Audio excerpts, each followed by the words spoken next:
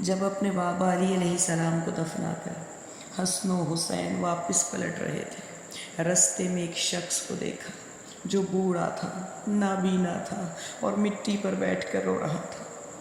امام حسن اس کے قریب گئے، انتہائی شفقت سے پوچھا، اے شخص، اگر تجھے لباس چاہیے ہم لباس دیں گے، اگر خوراک چاہیے ہم خوراک دیں گے۔ اس کا رونا بڑھ گیا، کہنے لگا، میں ان چیزوں کے لیے نہیں رو رہا، بلکہ میں تو اس لیے رو رہا ہوں، میرا ایک دوست تھا، ہر روز میرے پاس آیا کرتا تھا، مگر 3 دن گزر گئے، جانے مجھ سے کیا خطا ہو گئی، میرا وہ دوست میرے پاس نہیں آیا، میں تو اس کی یاد میں رو رہا ہوں۔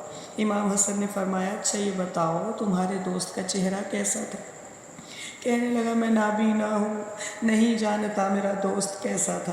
پھر فرمایا، اچھا یہ بتاؤ اس کا نام کیا تھا؟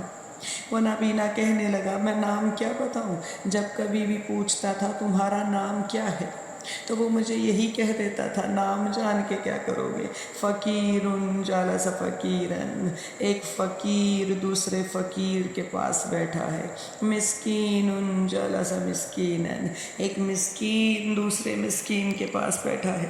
یہ سن کر امام حسن کا گریہ بلند ہوا، رو کر کہنے لگے، وہ کوئی اور نہیں بلکہ میرے بابا علی تھے۔